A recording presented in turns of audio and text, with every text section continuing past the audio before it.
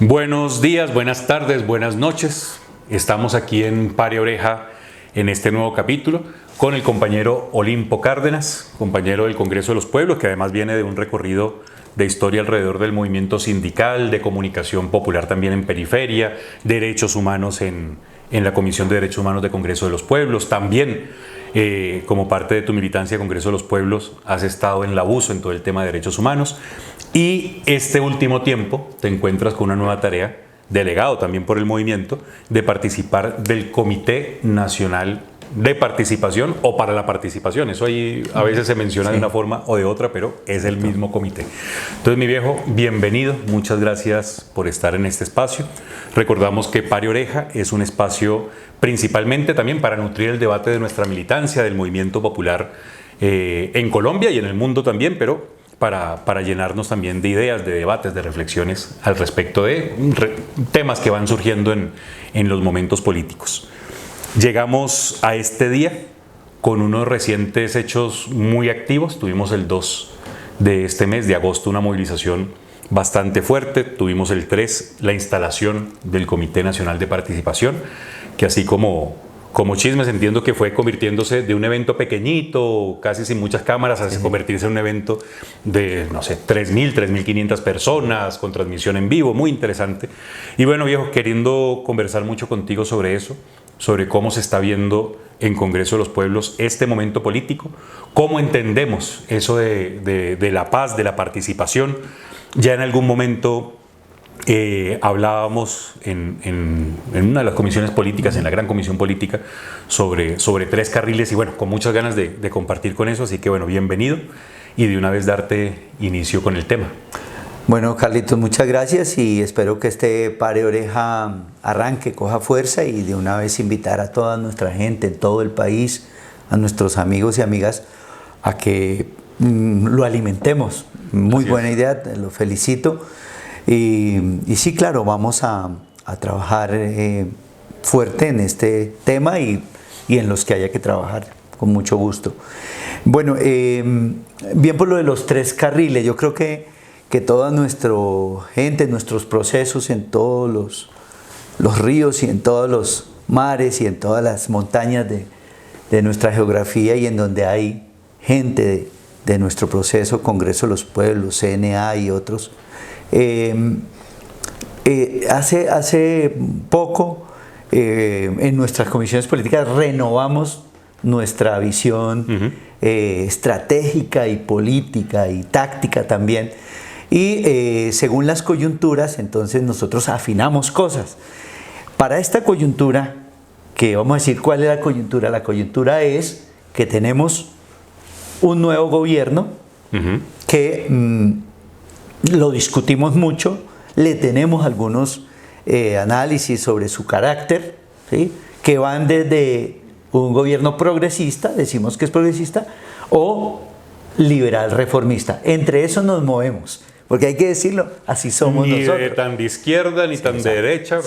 Sí, no vamos a decir que es el super socialista de izquierda, pero tampoco estamos de acuerdo en que le vayamos a decir que es lo mismo que los demás. Entonces, por eso nos movemos entre reconocerlo como un gobierno progresista y los que menos le puedan creer, a un gobierno liberal reformista. Y además insistimos mucho que independientemente de las voluntades o los quereres que pueda tener Petro, Francia, hay una condición de Estado que es precisamente la que hace que ese carácter no popular revolucionario no se pueda dar en este momento. Correcto. Entonces, eso es lo bueno de nuestras comisiones políticas, porque entonces analizamos el momento y tratamos de ser lo más acertados en ese análisis. Entonces, decimos, es ese gobierno.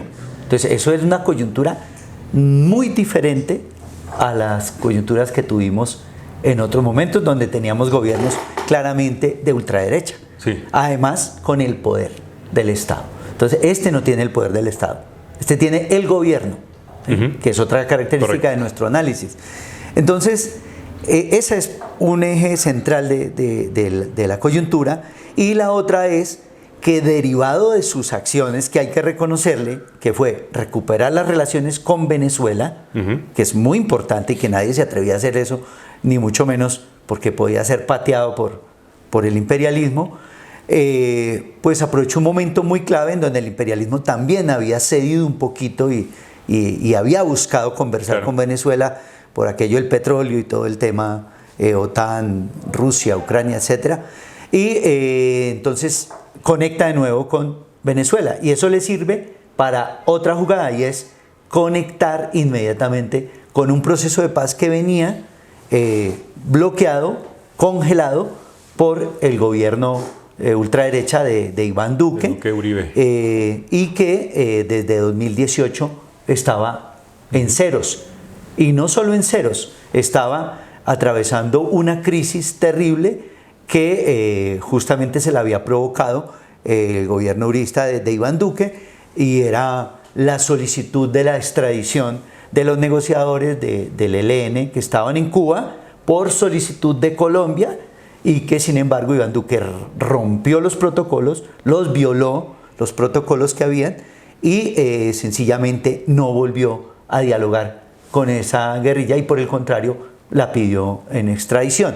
Entonces, esta jugada del nuevo gobierno es reactivar las relaciones con Venezuela, entablar los contactos allí en Venezuela con el Ejército de Liberación Nacional y rápidamente ofrecer disculpas a Cuba públicas y reactivar los protocolos y solicitarle también públicamente en el contexto mundial de que permita que el proceso de negociación continúe allí. Entonces, en este marco también se reactiva un proceso de paz, que ahora vamos a ver de paz total, en este caso el gobierno lo llama así, y en ese contexto entonces el Congreso de los Pueblos, teniendo esos dos elementos fuertes de coyuntura, se reactiva también, y se reactiva en el campo de lo que tú decías de las tres carriles o líneas o ejes, y es que nosotros, un carril que es inamovible, que será en gobiernos de ultraderecha, de izquierda, de mejores, peores, el Congreso de los Pueblos siempre tendrá un carril que es el propio. ¿Cuál es el carril propio del Congreso? La lucha de clases, su actitud beligerante, transformadora, su propuesta de poder popular. Territorios campesinos agroalimentarios, vivienda digna, trabajo, todos nuestros ejes de trabajo, derechos humanos con una visión propia, contra el genocidio, por el desmonte del paramilitarismo. Es decir, esa es nuestra línea propia y eso no se detiene nunca. Esa es la fundamental. Pase lo que pase, esa línea propia es la que se desarrolla en cualquier coyuntura. Y en esta coyuntura, entonces, en esta en especial, tenemos tres carriles: la propia, que acabamos de mencionar, la institucional, porque también nosotros hemos venido reforzando una línea de desarrollo y de lucha y de disputa, que es la disputa institucional. Eso está definido por nuestros congresos, de nuestros procesos y por nuestras comisiones políticas, ¿sí? Entonces, nuestras comisiones políticas discuten, definen, nuestros escenarios también, digamos, ya sectoriales, discuten, definen y dicen: nosotros también le metemos a la disputa institucional, que la disputa institucional no es solo las elecciones. Lo que pasa es que nos hemos acostumbrado mal y casi siempre allí es donde nos activamos mucho y debatimos mucho, peleamos también. Para Congreso de los Pueblos, ¿es una apuesta incidir en gobierno y ser gobierno? Sí, nosotros estamos por, sobre todo el gobierno, los gobiernos locales. A nosotros, nuestros procesos que son de poder popular deberían, en donde puedan, dar saltos e involucrarse en la institucionalidad en las localidades para poder afianzar y desde allí, digamos, ofrecer más respaldo a los procesos populares locales. ¿Sí? Entonces, como eso también está dentro de nuestros propósitos como Congreso de los Pueblos, entonces ese es otro carril. Y ese carril, ¿qué nos ofrece? Ese carril nos ofrece un espacio que tenemos ya ganado hace 10 años, que es que tenemos una curul de un senador. Así es. Un senador campesino en las dos oportunidades y que nos ha permitido, por ejemplo, en esa línea, avanzar hacia el reconocimiento del sujeto campesino. Como sujeto de derecho, que es un alcance grande porque es entrar en el bloque de constitucionalidad y empezar a tener un reconocimiento mayor como el que tienen los indígenas o como el que tienen los pueblos negros. Entonces, eso es clave, eso es disputa institucional. Entonces, para que no dudemos, porque a veces dudamos mucho de nuestras propias capacidades, pero también de nuestras definiciones, que ya son definiciones de nuestros escenarios naturales democráticos del Congreso de los Pueblos. Entonces, en ese carril va junto también con el tema de paz, porque el gobierno nacional lanza sus ofensivas también, desde el buen punto de decirlo, ofensivas desde el buen punto de vista, hacia posicionar el tema de paz desde el gobierno. Y entonces convoca a las comunidades abiertamente a participar en esos escenarios. Entonces, el Congreso de los Pueblos tiene que ir a esos escenarios, ¿sí? Llámense diálogos regionales vinculantes, llámese diálogo social, sean bonitos, feos, tenemos que ir allá. ¿A qué? A disputar la visión propia. ¿Cuál sería elementos así claves de esa visión propia que nos interesa disputar, poner ahí como correcto? La visión propia de paz que tiene el Congreso de los Pueblos es la que se ha construido junto con el resto del movimiento social y popular, que es que el problema de la paz no es un problema de las armas. El problema de la paz es un problema social, es un problema político, es un problema económico, es un problema cultural y es un problema ambiental. Porque nuestro origen como Congreso de los Pueblos, luego de muchas décadas, es que también se suma a reconocer otras cosmovisiones. Y en ese reconocimiento de otras cosmovisiones, pues nuestro marxismo-leninismo, nuestro camilismo, también se abre paso al reconocimiento de la madre naturaleza, al reconocimiento de los bienes naturales, al reconocimiento de que esa es otra fuente de riqueza y esa fuente de riqueza se está agotando, se está contaminando y pues está atentando contra el planeta y contra la especie. Entonces, en ese sentido, también esa es la visión que nosotros tenemos. Entonces nosotros tenemos que llegar a disputarla, porque podría ser que en esos escenarios institucionales pues se quiera posicionar lo de siempre, que los procesos de paz son exclusivamente para resolver el problema armado entre el Estado y la insurgencia. Entonces allí tenemos nosotros que entrar a decir, no señor, no, el problema de la paz, ¿sí? O el problema de la guerra, claro, es un problema ocasionado por las grandes desigualdades, la violencia y el genocidio estatal, el paramilitarismo y otras bestias que se dan contra el movimiento social y popular. Entonces hay que entrar allá a disputarlo, claro, y a mirar también qué hay para nosotros y nosotras, es decir, qué de allí también nos sirve, ¿sí? Porque hay que ir con una visión abierta, claro, porque allí podemos también encontrar cosas que le puedan servir al proceso. Un elemento que complementaría a los elementos que ya mencionas, el tema de no es solamente el desmonte, es un asunto estructural, económico, político, cultural, ambiental, etcétera. Perdón, el tema también de cómo se construye esa paz a partir de la participación y cómo es un elemento fundamental, correcto, que como pueblos nos podamos incorporar a un proceso constituyente originario del pueblo decidiendo qué tipo de sociedad quiere. Perfecto, Carlos. Entonces ese es el tercer carril. A nosotros cuando nos dicen que el proceso de paz, ¿sí? Cuando hay alguien, en este caso la insurgencia, que dice es que para nosotros el problema no son las consecuencias sino las causas y la paz no se va a conseguir en una mesa de negociación entre el Estado y la guerrilla, sino entre el Estado, la sociedad y la guerrilla, no vamos a tomar ninguna decisión si no es con la participación de la sociedad. Entonces nosotros decimos, alzamos la mano y decimos, ahí estamos nosotros. Y ya hemos estado, que eso es lo otro también que es importante que nuestra militancia de Congreso de los Pueblos, digamos, lo sepa, lo recuerde, y es que nosotros hemos estado en todos los procesos de paz y vamos a estar en todos los procesos de paz cuando a nuestro juicio esos procesos de paz tengan algo para nosotros. ¿Y qué tienen para nosotros? La participación.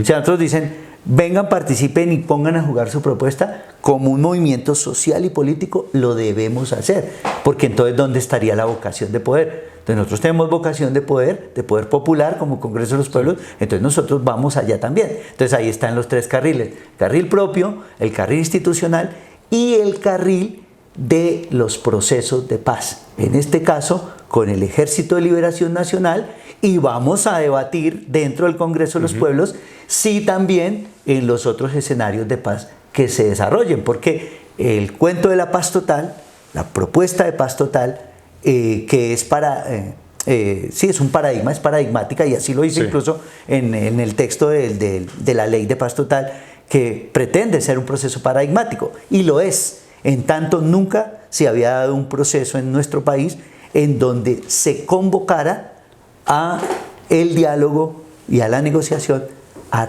todas las expresiones armadas, incluso lumpen, incluso delincuentes, incluso paramilitares, narcotraficantes, así en la ley de paz total no los nombra así, no hay. En la paz total incluso les da reconocimiento. Ellos quieren el reconocimiento. Hay que ser justos. Realmente el gobierno no les da reconocimiento. Lo que pasa es que por un vacío que deja el gobierno en la ley, que no debió haberlo dejado porque ahí hay un comité dentro de la ley. Dice, comité de caracterización. ¿Qué pasó? Que al gobierno se le olvidó que eso lo tenía ahí y era lo primero que tenía que hacer. El gobierno tenía que haber agarrado un listado de todas las organizaciones insurgentes, narcotraficantes, combos de los barrios, paramilitares, etc. Y haberlos caracterizado. Ustedes, señores, son para sometimiento. ¿Y ese comité existe? Existe, claro. Y está compuesto por el Ministerio de Defensa, por el Ministerio del Interior y por la Oficina del Alto Comisionado para la Paz. Pero no ha funcionado. Ese comité tenía que haber hecho una caracterización de todos sus actores y haber dicho, ustedes para sometimiento, ustedes para acogimiento, ustedes para proceso político, ¿sí? Pero como arrancó ese proceso y la Oficina del Alto Comisionado en especial se fue por todos los territorios y la ONU y el Episcopado se fueron, creámosle que con muy buena intención, a buscar contactos con esos grupos. Cuando se dieron cuenta, pues iba avanzando el proceso con el ELN y todos esos grupos dijeron, yo también quiero, pero político, ¿sí? Yo no me voy a someter. ¿Cómo así que sometimiento? O sea, que usted me está diciendo que yo no tengo fines políticos. Y entonces se pegaron también de una parte de la ley, de la ley de paz total, que dice la Convención de Palermo. Está nombrada ahí, y entonces dicen, de acuerdo con la Convención de Palermo, y la Convención de Palermo dicen, si es una estructura con mando, con subordinados, con estructuras, con poder y con base social, entonces está dentro de los elementos de la Convención de Palermo, y entonces se considera como una estructura política.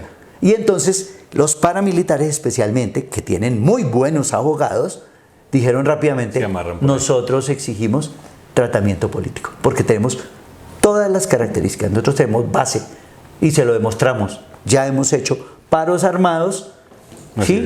Y tenemos base social que nos sigue, tenemos economía y tenemos una línea. Una estructura jerárquica. Entonces podemos pedir tratamiento político. Eso es lo que pasó.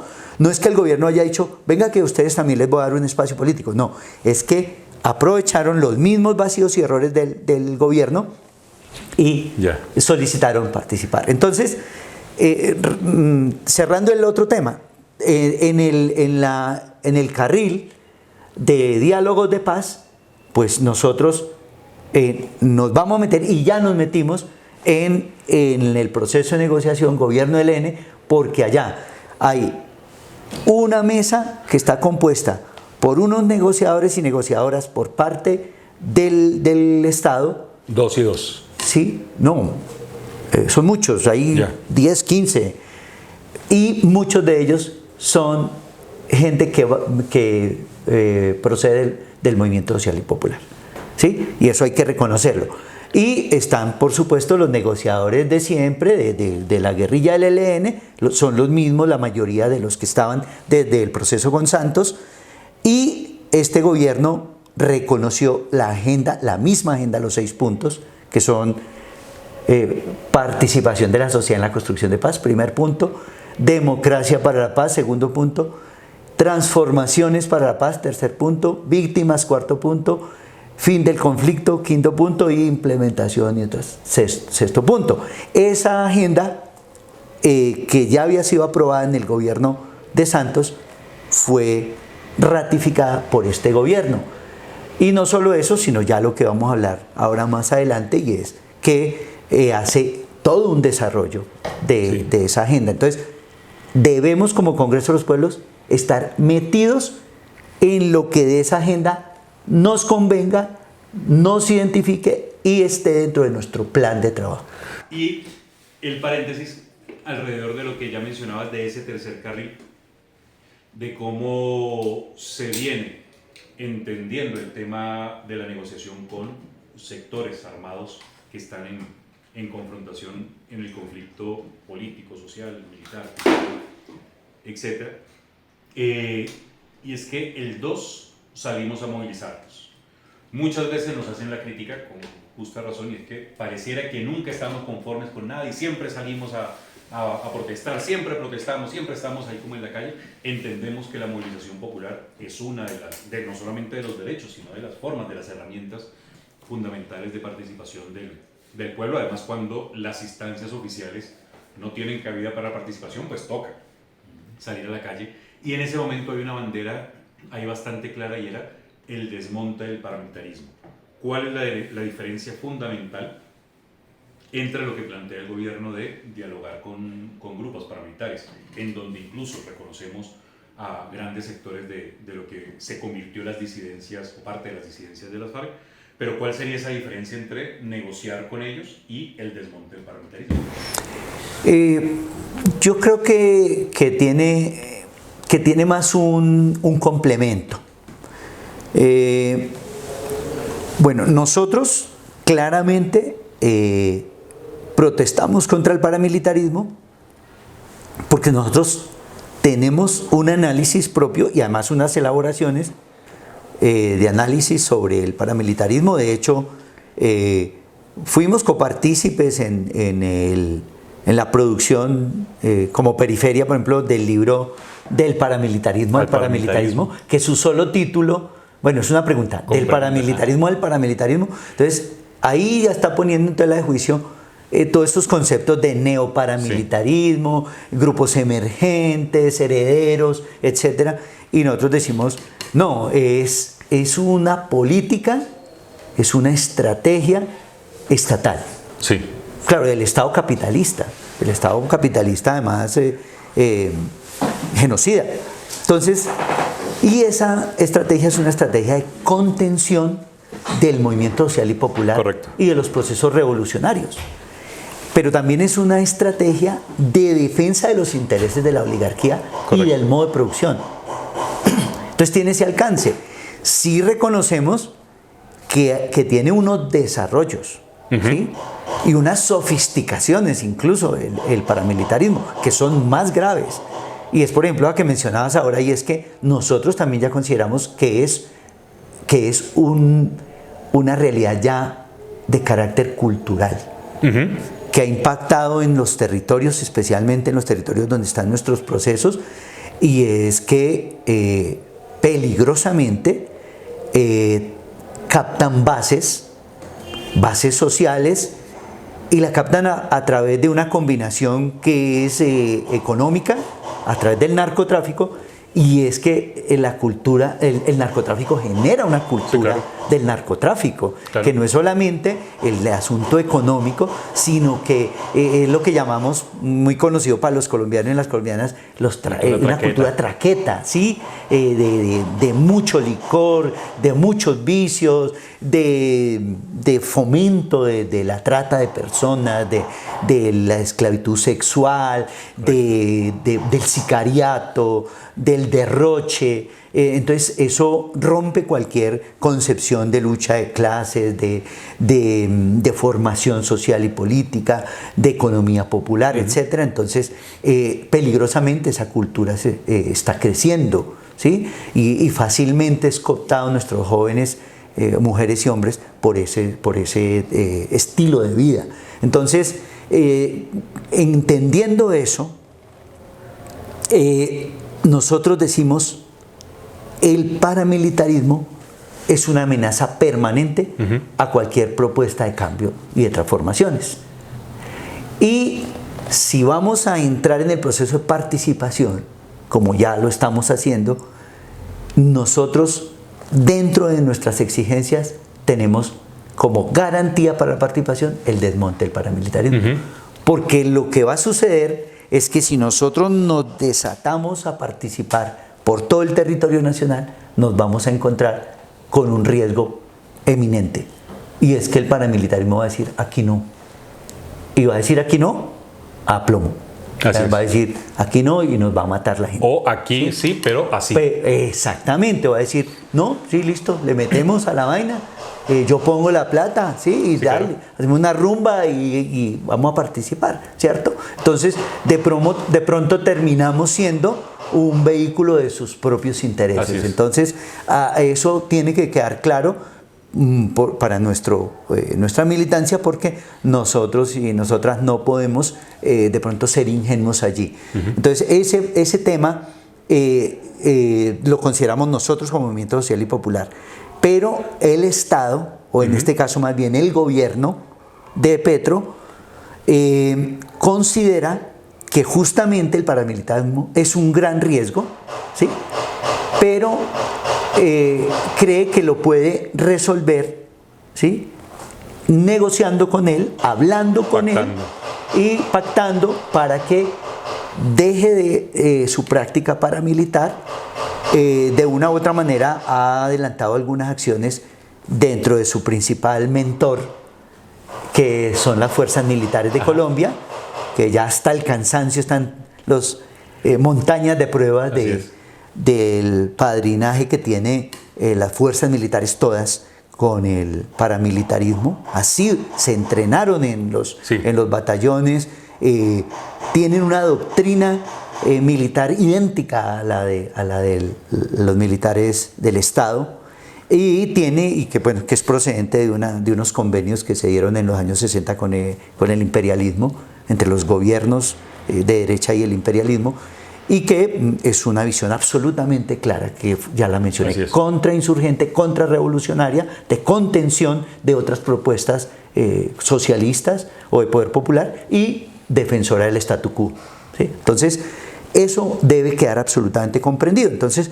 el gobierno tiene esa línea de tratar de desmontar el paramilitarismo o desmantelarlo, que es otro concepto que utilizan ellos, y para ello entonces los convoca a un proceso de diálogos, de sometimiento debía ser, pero eso es tan volatado, que quiso como copiar un poco el modelo norteamericano, que es, venga para acá, yo no peleo con la platica que ustedes tienen, denme toda esa platica, yo les dejo alguna parte a ustedes, resolvemos el asunto legal de penas y todo ese cuento, que eso no es problema y ni eso tampoco nos debe asustar, porque eso ya se hizo, en el 2005 lo hizo Uribe con Justicia y Paz, le lavó la carita un poco, recibió una platica para que los narcotraficantes se echaran el baño de paramilitar y quedaran como paramilitares.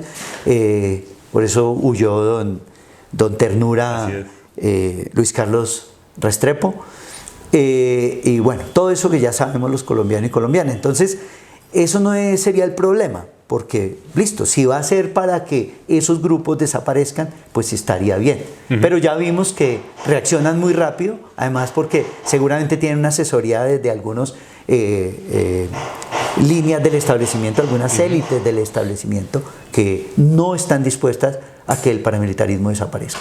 Entonces, ese es el tema, más bien ahí. Entonces, bueno, hay una Comisión Nacional de Garantías de Seguridad que está dentro del bloque de constitucionalidad que fue acordada en La Habana. con el proceso entre gobierno y FARC, pero esa comisión, hay que decirlo, realmente no ha podido avanzar. Es decir, no ha adelantado políticas fuertes para el desmonte del paramilitarismo. Una de las cosas que en el mismo libro que ya mencionabas del desmonte del paramilitarismo, el desmonte del paramilitarismo, como pregunta, que además debe ser uno de los libros también que revisemos, que estudiemos, llamamos a que a nuestra gente que lo pueda leer y que pueda también ver su realidad o no ahí, exacto, que lo pueda también complementar, como dice, actualizar.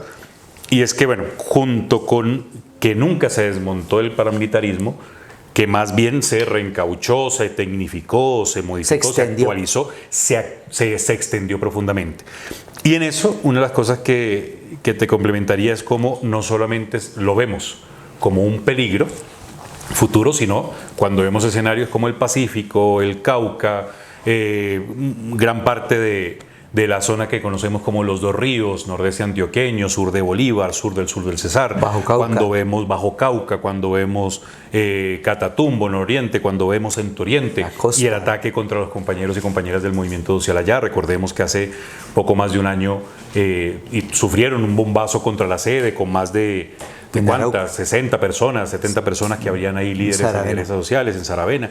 Es decir, no lo vemos ese desmonte del paramilitarismo ante un futuro peligro, sino que en este momento el nivel de ataque, de amenaza, de desplazamiento, de asesinato, ya es un cáncer impresionante que podríamos decir que en muchos aspectos viene haciendo metástasis. Sí, fíjate que ese es otro elemento que se me olvidaba y es clave. O sea, también otros grupos adoptan prácticas paramilitares. Correcto. Entonces eso también es delicado porque eso ya es una descomposición de la guerra y cualquiera que se llame revolucionario, que esté en armas, no debería practicar formas militares paramilitares, porque son formas que desdicen de una concepción revolucionaria. Entonces eso también hace parte de esa mutación de eso que ha venido pasando con el paramilitarismo. Bueno, entrando de lleno, metiéndonos de cabeza en ese tercer carril y en este caso concreto, el Comité Nacional para la Participación o de Participación, el 3 hubo la instalación. Sabemos que ya han venido trabajando desde antes, se reúnen más de 80 personas de diferentes organizaciones, cerca de 30 organizaciones conforman ese comité. A la cabeza están 2 delegados del gobierno, del lado negociador del gobierno, 2 delegados del lado negociador del ELN, más todo el grupo que viene trabajando. ¿Cómo se sintió esa instalación? Primero preguntarte cómo eso, yo lo vi en pantalla, yo por cosas también de la tarea comunicacional, yo lo vi en pantalla, pero ahí ¿qué se sentía? ¿Qué viste ahí? Bueno, sí, es muy chévere la pregunta y pues yo sentí algo especial y realmente estaba muy feliz por 2 razones. Una, principalmente porque nuestro proceso social y popular Congreso de los Pueblos estaba ahí, presente, y se sentía que estaba presente. Entonces eso me puso muy feliz porque trabajamos duro para que eso ocurriera.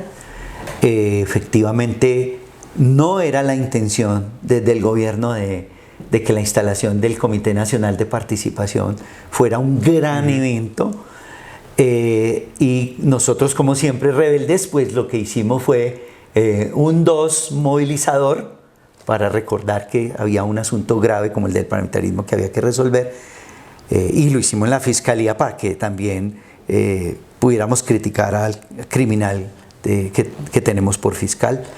Y entonces fue muy bonito que viniera toda nuestra gente de los territorios, que acudiera al llamado y que lo hiciera de una manera muy dinámica. Entonces allí estaban, ¿sí?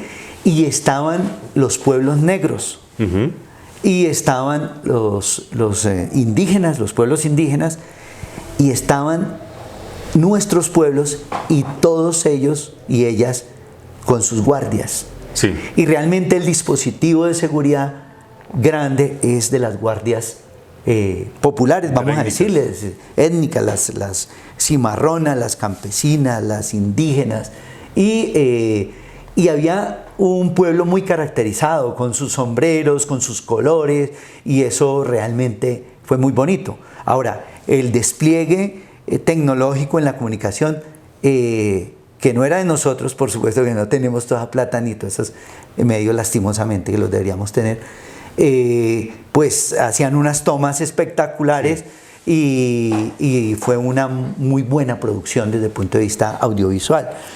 Entonces, eso fue muy bonito. Había una puesta en escena allí que no, por supuesto, no nos la propusimos de esa manera, pero yo creo que podían haber más de 4.000 personas. Realmente nosotros le habíamos apostado a unas 3.000 y pico, pero realmente en solo invitadas especiales habían otras 500 personas, y en periodistas y por fortuna de los medios alternativos y populares había un número que además de forma muy significativo. Muy importante, se habilitó una lista particular que reconociera los medios alternativos, y eso es muy importante porque muchas veces son cupos peleados y que se monta la camarota al frente y no nos dejan ver nada. Y hay que decir que como era en Corferias, era sorprendente que la gente estuviera haciendo fila para algo que parecía como si fuera un espectáculo, ¿sí? Y no era un espectáculo. Bueno, sí fue un espectáculo, pero digamos un espectáculo político. Y entonces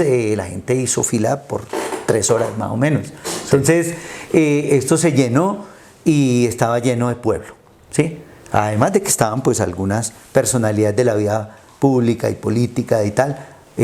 Luego, muy bien pensado que también en la parte cultural fuera popular y la presencia allí de Belandia y de la chica, la compañera Adriana Liscano, fue hermosa y unas canciones muy adecuadas. Y la gente emocionada. Y la gente muy emocionada. Sí. Entonces, eso fue muy bonito. Y dos, para mí que ya llevo 32 años o 33 en este proceso social y político, pues yo nunca había visto que un insurgente, un líder insurgente, hablara con tanta serenidad y emitiera un discurso tan profundo, que en realidad lo que percibí yo allá, ahí los pares eran Pablo Beltrán por parte del ELN y Oti Patiño. Correcto. Por parte del gobierno. Pero realmente lo que quedó para la historia es que allí se veía que habían 2 pares, pero los pares eran Gustavo Petro y el líder negociador de la guerrilla del ELN, Pablo Beltrán. Eso realmente, yo no sé si lo percibió más gente. Hablé con mucha gente y dicen que efectivamente eso percibieron. Y entonces que un líder guerrillero le hable no solo a sus 4.000 personas que habían ahí, sino que hable en un canal que estaba siendo visto en todo el país, yo creo que sí fue muy importante. Y eso, de todas maneras, no había sucedido. Y no iba a suceder en un gobierno de derecha y ultraderecha. Que con las FARC ocurrió al final. Sí. Ya ha firmado, consumado todo. Correcto. Pero en el proceso, aquí iniciando, diciendo eso, no. Pero sobre todo diciéndole y criticándole ahí de frente a la Afori, ¿sí? y a Petro y a los de la oligarquía, diciéndoles: ustedes han hecho esto, ustedes han provocado esto, nosotros queremos esto. Porque es que normalmente ellos no han podido hablar, sino que han hablado por ellos los medios corporativos del sistema hegemónicos. Y de hecho hubo algunos columnas de opinión donde más o menos, ¿cómo es posible que dejen hablar a tipos armados? Así es. ¿Ven? Entonces ya nos damos cuenta que ese es el susto que le da a esta oligarquía, a estas élites, les da susto de que hablen los insurgentes, de que hablen los rebeldes, y por supuesto también le da susto, pero tiene que aguantarse de que hablemos los líderes y dirigentes sociales y populares. Y cuando los líderes y dirigentes sociales y populares hablan muy bien y muy claro, entonces les da más susto y por eso los matan. Porque aquí hay más líderes y dirigentes sociales y lideresas populares asesinados que insurgentes armados. Sí, claro. ¿Ven? Y eso es un dato que dio Pablo Beltrán, que debía sorprender a propios y ajenos. Es que, bueno, eso lo dijo en la instalación, en la primera sesión del Comité de Participación, y dijo algo que es tenaz y que algunos en los talleres de derechos humanos y eso lo hemos recordado, pero no, hay que desarrollar esa línea. Le digo a nuestra militancia, hay que desarrollar esa línea. Hay que tener los datos exactos de cuántos muertos se producen por armas de fuego en nuestro país. ¿Sí? Y los datos son espeluznantes. Sí, claro. Pueden ser más de 20.000 personas. La confrontación armada entre insurgentes y militares oficiales y paramilitares podría no ascender ni siquiera a 1.000. Estamos hablando de cifras por año. Correcto. Entonces, eso debía llamar la atención, porque vuelve y nos dice, entonces el principal problema son las armas de los insurgentes, ¿sí? O de más de 5 millones de armas que hay en manos de los colombianos y colombianas, y quién se las dio. Claro, que ahí se reafirma la importancia que ha tenido y que tiene toda la estrategia paramilitar en la dinámica de guerra. Y de los visionarios esos de ultraderecha que son felices diciendo que hay que darle armas, claro, a la gente para que se defiendan. ¿De quién? ¿Sí? Entonces, el tema es ese. Y entonces, esas armas las vende Indumil. Es decir, la industria armamentística colombiana, ¿sí? Y muchas de ellas, pues, rotan por todos lados, se venden en San Victorino, acá en Bogotá, o en El Hueco, allá en Medellín, o en cada ciudad grande hay un lugar donde se sabe que ahí se consigue lo que quiera. Entonces, ese tema es interesante. Entonces, esas son mis impresiones de lo que sucedió allí, ¿cierto? Quisiera preguntarte, uno de los discursos que más me gustó fue el del compañero de la USO. Parece que estuvo muy bien, hizo el llamado también a que los compañeros y compañeras, chicos, chicas de primeras líneas tienen que salir.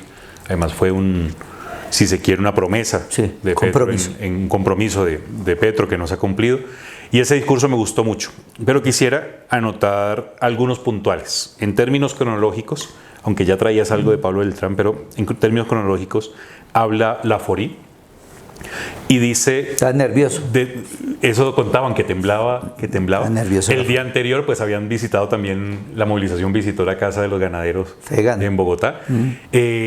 Y quisiera ahí preguntarte, especialmente, entre otras cosas que tú quieras anotar, pero especialmente una frase donde yo no entendí muy bien si había escuchado bien, pero después me dijeron que sí, me impresionó, y es que Colombia reducirá la producción de cocaína en la medida en que se aumente la producción de drogas sintéticas, y algunas que están evidentemente matando gente en el mundo.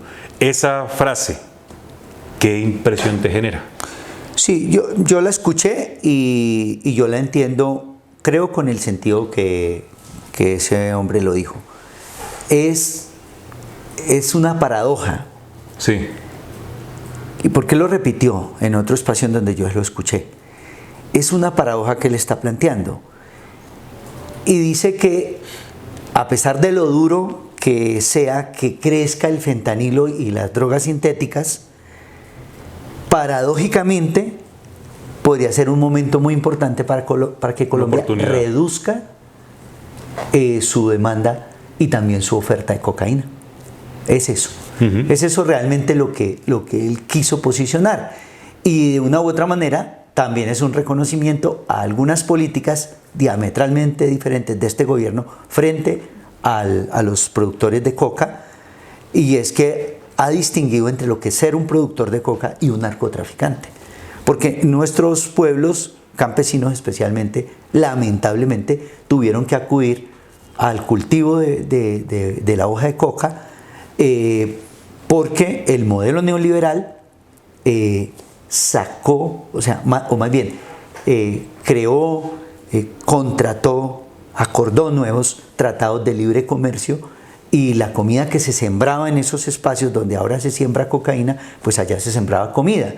Pero al traerse la comida desde afuera, pues entonces la gente no tiene cómo sobrevivir, y pues rápidamente entra un cultivo muy fácil de mantener y que paga unos jornales mucho más altos y que paga una hoja de coca mucho más alta. Entonces, realmente es eso, realmente lo que dijo allí Laforí es eso. O sea, como esa droga se está tomando el mundo, Colombia no tiene la capacidad de producción de esa droga, ni en la calidad ni en la cantidad, por lo tanto, pues no... Y no es una invitación a que ahora Colombia se ponga las pilas y haga laboratorios. Sí, no es una invitación a que se consuma el fentanilo, sino que las propias fuerzas del mercado, vamos a concebirlo en términos capitalistas, de esa mercancía llamada fentanilo y llamada cocaína, pues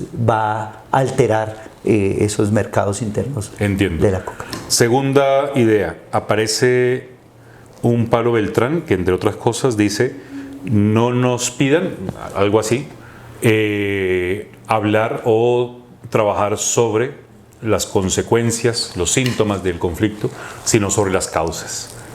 Sí, él dice y ha dicho en todos los espacios, si nos invitan a resolver las causas del conflicto social, político, económico y armado, cuenten con nosotros. Sí. Pero si nos invitan a resolver las consecuencias, no. ¿Sí? Porque esa organización insurgente está en otro propósito, y es en que se le debe reconocer su origen político en armas. O sea, es un grupo armado que no nació para atracar en los caminos, ni para sembrar coca, ni para negociar. Nació fue para confrontar al Estado debido a las causas estructurales que estaban en ese momento y que, según ellos, no han variado. Siguen estando. O al contrario, empeoraron. Entonces, mientras estén las causas, ellos van a tener razones suficientes para existir. Entonces, ese es un concepto muy claro desde el punto de vista político y hasta filosófico. Dice después, en esa contraparte que a mí también me dio la misma impresión, habló como contraparte, además de la otra gente que participó, Pablo Beltrán como cabeza del ELN y Petro como cabeza del Estado colombiano y del gobierno actual. Y dentro de las cosas que plantea, además de hacer una reflexión constante sobre ya la ilegitimidad que tiene y la caducidad que ya tiene la lucha revolucionaria, no solamente la armada, sino la lucha revolucionaria, hace, creo yo, incluso un comentario que lo sentí hasta grosero con el proyecto revolucionario cubano, con el pueblo cubano, a pesar de que se hizo un desagravio hacia el pueblo cubano, pero hace un comentario de frente a patria o muerte, planteando que la muerte es la opción revolucionaria, o planteando que los revolucionarios optamos por la muerte como opción, y no que es, incluso citando a Rosa Luxemburgo, la barbarie, es el capitalismo, Sí. no como la contrapartida de nuestra liberación, de nuestra lucha. Dice una vaina que yo creo que no es casual, y es patria o vida, que es una frase además acuñada por la derecha anticastrista, anti-revolución cubana, y dice eso, optamos por la patria y vida. Y además plantea el cuento de la compra de tierras como una opción de ganar. Ganan los ganaderos, los terratenientes, gana el campesinado. Sí. Pero especialmente en ese patria o vida, ¿cómo lo sentiste? Yo siento que Petro se puso la 10 de su propuesta, y ante una exposición tan contundente como la que hizo nuestro compañero Óscar Sánchez, sí. Lo que planteó la compañera Yolanda Perea, y también lo que compartió hubo otra persona allí que habló, bueno, no recuerdo ahora, y lo que habló Pablo Beltrán. Él tenía que posicionar la visión de gobierno, y una visión que él ha estado posicionando incluso a nivel mundial, de potencia mundial de la vida.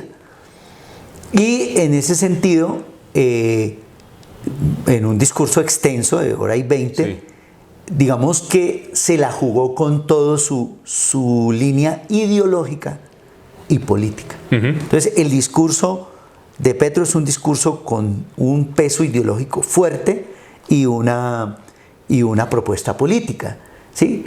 Y más o menos, porque también habló de los abuelos, la violencia armada, así sea insurgente y así, sí, sea legítima, la heredamos de los abuelos. Sí. ¿Sí? Lo que tenemos hoy es una juventud, ¿sí? Una juventud que fue la que se reventó en las calles, los estallidos sociales, pero él, digamos que reconoce y resalta esa participación, esa lucha de los jóvenes, pero evita hablar de las muertes que les costó, de sus vidas que les costaron. Entonces, sí, es un poco, obviamente, es él y él está hablando para sus intereses y para su gobierno y para su propuesta, pero también para captar y cooptar mentes y simpatías de las que están allí, porque es mucho más fácil hablar de la vida que de la muerte, sí. Por cierto, por supuesto. Sí. Entonces, él quiere resaltar que como esa es su propuesta de gobierno,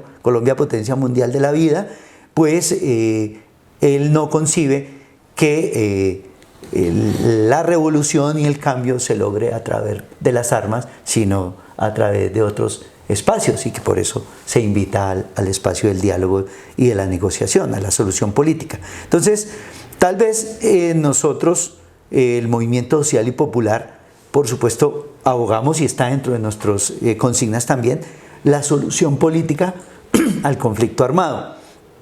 Pero allí hay claramente una negación total de la lucha armada y del reconocimiento de la lucha armada como una vía de alcance del poder, ¿no? Claro, que además la derecha sí se reafirma en las armas. Decía Petro, China, por ejemplo, no dejó las armas por las universidades. Y cuando uno mira la capacidad de guerra que tiene China, o dicen, sí, eso, desde el Estado colombiano dicen...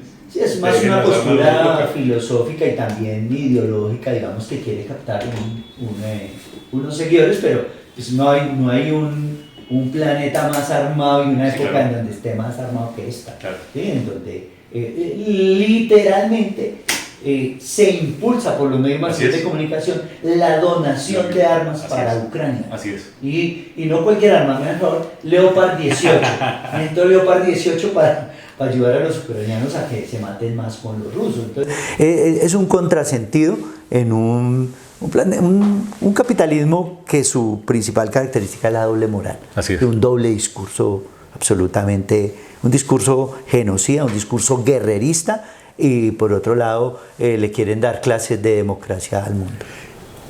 Ya para ir cerrando este diálogo, agradeciéndote además mucho el intercambio, ¿qué viene ahora? ¿Qué viene ahora en términos del comité? También, por supuesto, de tu tarea allí. ¿Y qué viene ahora para nuestra militancia, para nuestro movimiento, para el pueblo colombiano? ¿Cuál es el llamado? Sí, en este momento la tarea, que no es la tarea mía, sino es la tarea de todo el Congreso de los Pueblos, y debía ser la tarea de todos los colombianos y colombianas, y para ello debemos trabajar. Bueno, ese es el objeto del Comité Nacional de Participación: lograr promover la participación en los sectores inesperados, pues, vamos a decirlo, en los no organizados, ¿sí? En los opositores de la paz, o los que llaman enemigos de la paz, que muchas veces es por ignorancia. Así es. Por supuesto, entre nuestros procesos. Entonces, es un momento en donde el Comité Nacional de Participación tiene que, su principal tarea en los primeros 6 meses es el diseño, ¿sí? Un diseño, una arquitectura, un plan que nos permita llegar a la mayor cantidad de colombianos y colombianas y impregnarlos, contagiarlos de esa idea de la participación. Pero ahí, ¿qué hacemos? ¿Les damos la bendición y esperamos a que regresen dentro de 6 meses de un salón de reuniones y nos cuenten qué es ese producto? ¿O en ese tiempo qué debe? No. El comité ya tiene una estructura. Sí. El Comité Nacional de Participación tiene una estructura. Ayer tuvimos la segunda sesión del Comité Nacional de Participación. Ayer jueves 9. 9 de... Sí. Sí, ayer... no, 10. Ayer 10. Ayer jueves 10 de agosto tuvimos la segunda sesión. Y allí ya se está desarrollando lo que dicen los acuerdos. Hay 2 acuerdos fuertes. El acuerdo de México del 10 de marzo y el acuerdo de Cuba, que le vamos a decir acuerdo de Cuba para no no enredarlo, confundirlo con el Acuerdo de La Habana de Gobierno y FARC. El Acuerdo de Cuba, que fue el 9 de junio. Esos dos son continuidad. El de México hace un preámbulo, primera vez en la historia que se firma un preámbulo entre un gobierno y una insurgencia, reconociendo el carácter de la guerra y de la paz. Sí. Y reconociendo los problemas del momento que vive el mundo y el país. Y validando por ende la participación. Y validando la agenda, los 6 puntos. Sí. Y diciendo que la participación va a ser el corazón de todo el proceso. Y especialmente de los 3 primeros puntos, que dice literalmente allí, van de la mano. O sea, que no se va a participar para cualquier cosa. Se va a participar para hacerle un diagnóstico profundo, yo digo un juicio, a la democracia burguesa que hemos padecido, porque hay que decirlo, padecido. Entonces, en esa primera gran trabajo de participación, ya de ejercicio en los territorios y todo, hay que hacerle un diagnóstico profundo a la democracia y al régimen político colombiano, al modelo, ¿sí? Y luego, en la siguiente fase, pues son 4 fases. Sí. Fase 1, diseño de metodología. Diseño. Fase 2, diagnóstico de la democracia, del régimen político, del modelo. Fase 3, propuestas de transformaciones profundas, ¿sí?, para la paz. Es decir, ahí es donde viene el dibujo del país que queremos, ni más ni menos. Entonces, yo hago énfasis ahí en que tenemos que entender que no es hacer un texto que diga una cosa bien bacana, pero que no va para ningún lado. No, deberíamos diseñar una especie de programa mínimo, ¿sí?, de plataforma de lucha para este país. Que trascienda la mesa entre gobierno y ELN. Sí, y que si hay acuerdo, bien, se llegue a acuerdo y se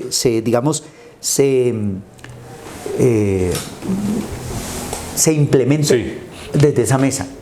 Pero si no hay acuerdo, quede como la tarea que sigue por no sé cuántos años del movimiento social y popular y de los colombianos y colombianas por lograrlo. Así es. ¿Sí? Entonces, eso debe quedar muy claro entre nuestra militancia y ojalá se lo podamos contar a nuestros aliados, amigos, amigas y otros procesos con los cuales trabajamos todos los días, ¿sí?, y a los colombianos y colombianas. O sea, estamos invitados a construir el país de nuestros sueños, ¿cierto? Sí. ¿Cómo es que lo queremos? ¿Qué es lo que queremos en educación? ¿Qué es lo que queremos en vivienda? ¿Qué es lo que queremos en empleo? ¿Qué es lo que queremos en medio ambiente? ¿Qué es lo que queremos en transición energética? ¿Sí? En todo.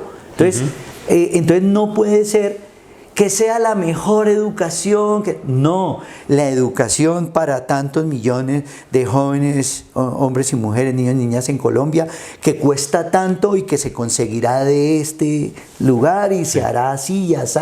Es decir, una descripción lo más detallada de las transformaciones.